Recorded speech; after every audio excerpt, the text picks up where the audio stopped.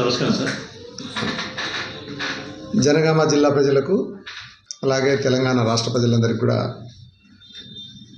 పరాభవనామ సంవత్సర ఉగాది శుభాకాంక్షలు.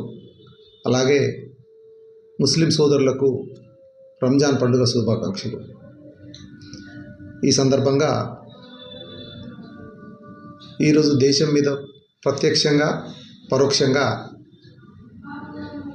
Iran, Israel, America ఏవైతే యుద్ధాలు చేస్తున్నాయో, ప్రత్యక్ష యుద్ధాలు అక్కడ జరుగుతూ ఉంటే ప్రపంచంలోని ప్రతి ఇంట్లో కూడా ఈరోజు ఒక రకమైన సంఘర్షణాత్మక యుద్ధం జరుగుతూ ఉన్న సంగతిని మనం గమనించాల్సిన అవసరం ఉంది. అయితే అసలు ఆ యుద్ధానికి కారణాలు అనేటివి అవి ఆయా దేశాలకు సంబంధించిన అంశాలైతే దాని ఫలితాలు మాత్రం కేవలం ఆ 3 దేశాలకే పరిమితంగా లేదు. ఈరోజు ప్రపంచం మొత్తం కూడా ఈ ఇరాన్ ఇజ్రాయెల్ వార్ గురించి మాట్లాడుకోవడం, దాన్ని అక్కడ జరుగుతున్న విషయాల గురించి చర్చించుకోవడం, దాన్ని ప్రత్యక్ష పర్యవసానాలు స్థానికంగా అలాగే ప్రపంచవ్యాప్తంగా దాని ఫలితాలు ఏ రకంగా ఉంటున్నాయని కూడా ప్రతి ఒక్కరూ చర్చించుకుంటా ఉన్నారు. అయితే మరి అమెరికా, ఇజ్రాయెల్, ఇరాన్ వార్ అక్కడ జరుగుతూ ఉంటే అంటే బాంబులు వేసుకుంటా ఉన్నారు. మరి వాళ్ళు బాంబులు వేసుకుంటా ఉంటే మనకేంటి నష్టం అని చెప్పేసి ఎవరైనా ఆలోచించవచ్చు కాక. మరి దానికి సంబంధించింది ఇండియాలో ఏం జరుగుతున్నది అంటే ఆ బాంబింగ్ అంటే నిజంగా కూడా ఇండియాలో కూడా ఈరోజు బాంబింగ్ జరుగుతున్నది అని చెప్పేసి మనము ఆలోచించాల్సిన పరిస్థితి. మరి ఎటువంటి బాంబింగ్ జరుగుతున్నదంటే సోషల్ మీడియా బాంబింగ్ జరుగుతున్నది ఇప్పుడు ఇక్కడ. ఎందుకంటే ఒక ఇన్ఫర్మేషను ఒక విస్ఫోటనంలాగా ప్రతి ఒక్క సెల్ ఫోన్లో ఈరోజు మోగుతూ ఉన్నది. ఏదో ఒక రకమైన సంఘర్షణ కానీ, ఆలోచన కానీ, పర్యవసానాలు కానీ ఈరోజు ప్రతి ఇంట్లో మనం ఈ సోషల్ మీడియా బాంబింగ్ ద్వారా చూస్తూ ఉన్నాం. ఎందుకంటే ఏం జరుగుతుంది, ఇప్పుడేం జరిగింది, నెక్స్ట్ టైం జరగబోతుంది, దీని మూలంగా వాళ్ళకి ఎంత నష్టమవుతున్నది, మనకెంత నష్టం జరగబోతుందని చెప్పేసి ప్రతి ఒక్కరు ఈరోజు ఆలోచిస్తున్న పరిస్థితిని చెప్పేసి మనం గమనిస్తూ ఉన్నాము. అయితే దీంతో ముఖ్యంగా మరి ప్రత్యక్షంగా ఎటువంటి ఫలితాలు భారతదేశం మీద పడబోతున్నాయనేది కూడా ఒక ముఖ్యమైన చర్చగా ఈరోజు ప్రతి ఒక్కరు భావిస్తూ ఉన్నారు. అయితే మన భారతదేశం దాదాపు 70-80% అంతకన్నా ఎక్కువ ఎనర్జీ, ఫ్యూయల్ ఎనర్జీ కావచ్చు, లేకుంటే ఇప్పుడు వంటకు సంబంధించింది కావచ్చు, విద్యుత్ ఎనర్జీ కోసం వాడే కొన్ని ముడి చమురు పదార్థాలు కావచ్చు, ఇవన్నీ కూడా ఇతర దేశాల నుండి మనము తెప్పించుకొని ఇక్కడ ఉపయోగిస్తున్న పరిస్థితిని మనం గమనిస్తూ ఉన్నాం. అంటే ఇంధనం, ఫ్యూయల్ ఎనర్జీ మరి దాని సోర్సు మన ఇండియాలో పూర్తి స్థాయిలో లేనప్పుడు, ఇతర దేశాల నుండి వస్తున్నప్పుడు అది ఈ గల్ఫ్ యుద్ధం మూలంగా మనకేమైనా ఎఫెక్ట్ అవుతుందా అని చెప్పేసి ప్రతి ఒక్కరూ ఆలోచించాల్సిన పరిస్థితి. ముఖ్యంగా హార్మోజ్ జలసంధి ఏదైతే ఉన్నదో ఈ మిడిల్ ఈస్ట్ నుండి ఈ ఇస్లామిక్ కంట్రీస్ ఏవైతే ఉన్నాయో UAE, Qatar, Oman, Yemen, Saudi Arabia, Iran, Iraq, Kuwait ఈ దేశాల నుండి వచ్చే చమురు, దాని ప్రోడక్ట్స్ అంటే దాని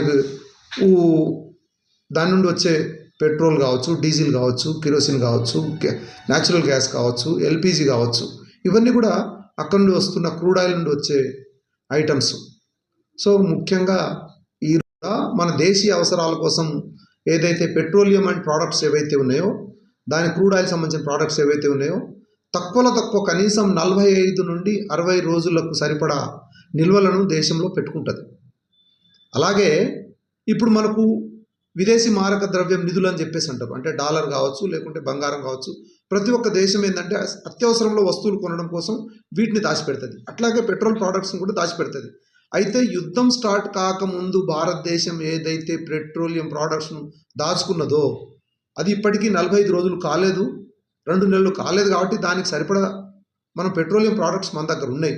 కానీ అతి త్వరలో మనము తీవ్రమైన, ఎందుకంటే ఈ ఇరాన్ ఇజ్రాయెల్ వార్ ఒకవేళ కంటిన్యూ అయితే అతి తీవ్రమైన సంక్షోభాన్ని కూడా భారతదేశం చూడబోతా ఉన్నది.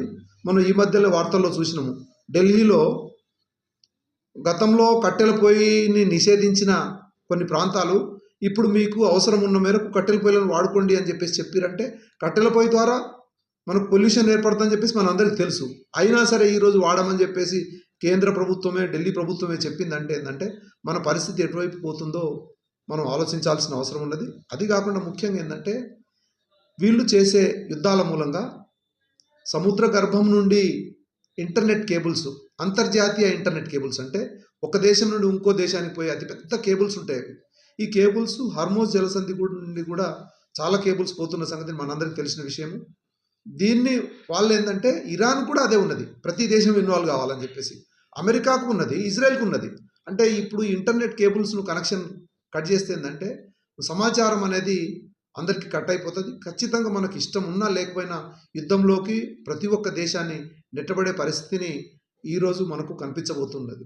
పక్కోడి ఇల్లు కాలుతుంది కదా, ఇరాన్ ఇల్లు కాలుతున్నది కదా, మనకేమున్నదిలే అని చెప్పేసి భారత్ అనుకున్నా, మనకేమైతుందిలే అని చెప్పేసి పాకిస్తాన్ అనుకున్నా, మనకేమైతుందిలే అని చెప్పేసి ఆఫ్రికన్ కంట్రీస్ కానీ మిగతా ఏషియన్, యూరోపియన్ కంట్రీస్ అనుకున్నా, ఇది అప్పటికి హ్రస్వ దృష్టి, అంటే చిన్న చూపు లాంటిది, దగ్గర చూపు లాంటిది అనిపిస్తుంది. కానీ దూరదృష్టితో ఆలోచిస్తే మాత్రం ఈరోజు భారతదేశంతో సహా ప్రతి ఒక్క దేశము ఈ యుద్ధాన్ని ఇమ్మీడియట్లీగా ఆపాల్సిన పరిస్థితి ఉన్నది. ఇది ఎవరినో రక్షించడం కోసం అనేది రెండవది. అయితే మన దేశ అవసరాలు, భౌతిక అవసరాలు కావచ్చు, అలాగే మనకు ఆహార భద్రత కావచ్చు, లేకుంటే ఎనర్జీ లెవెల్స్ కావచ్చు, వీటన్నిటి దృష్టిలో ఉంచుకొని యుద్ధంపై ప్రతి ఒక్క దేశం కూడా ఈరోజు ముఖ్యంగా ఆలోచించాల్సిన అవసరం ఉన్నది. మోడీ గారితో సహా ఏ ఒక్క దేశ ప్రధానమంత్రి కూడా ఇది ఉత్తగానే తీసుకొని లైట్గా తీసుకొని కూర్చున్న విషయం కాదని చెప్పేసి భావించాల్సిన అవసరం ఉన్నది మనకు. సార్, ఇప్పుడు పరోక్షంగా కేంద్ర ప్రభుత్వం ఇప్పుడు ఇందాక మీరు ప్రస్తావించినట్టుగా ఢిల్లీలో కట్టెల పొయ్యితో వంటలు చేసుకోవచ్చు అనే పర్మిషన్ ఇచ్చిందంటే పరోక్షంగా దేశంలో యుద్ధం ప్రభావం పడుతుందనేది అంగీకరించినట్టుగా ఉంది. అది సామాన్య ప్రజలపైన ఎలాంటి ప్రభావం చూపిస్తుంది? సామాన్య ప్రజలను ఆదుకోవడానికి స్థానిక పాలకులు ఎలాంటి పనులు, నిర్ణయాలు తీసుకుంటే బాగుంటుంది మీ అభిప్రాయం? మన దేశంలో 140 కోట్ల ప్రజలు ఎప్పుడైనా సరే ఆర్థిక సంక్షోభం కానీ, రాజకీయ సంక్షోభం కానీ, లేకుంటే ఈ ఎనర్జీ ఫ్యూయల్ క్రైసిస్ కానీ ఏదైనా వచ్చినప్పుడు మొట్టమొదటిసారిగా ఎఫెక్ట్ అయ్యేది పేదవాడే. ఎందుకంటే పేదవాడికి అన్ని డబ్బులు, అంటే భవిష్యత్తుకు సరిపడా అవసరాలకు సంబంధించినంత డబ్బులు కానీ, లేకుంటే ఇతరత్ర అవకాశాలు కానీ ఉండవు. అదే కోటీశ్వరుడు అయితే ఏం చేస్తాడు, ఇంట్లో కోట్ల రూపాయలు ఉంటాయి, వారికి 4 వెహికల్స్ ఉంటాయి, మొత్తం ఉంటుంది. ఇప్పుడు మనకు 100 రూపాయలకు వస్తున్న పెట్రోల్ 500కి అయినా సరే కోటీశ్వరుడు కొనేయగలడు. కానీ 100, 120 అయినప్పుడు పేదవాడు ఇంకో లీటర్ ఎక్స్ట్రా కొనలేని పరిస్థితి. అంటే దేశ ప్రజలే ఈ యుద్ధం మూలంగా ఖచ్చితంగా ఎఫెక్ట్ అయ్యేది.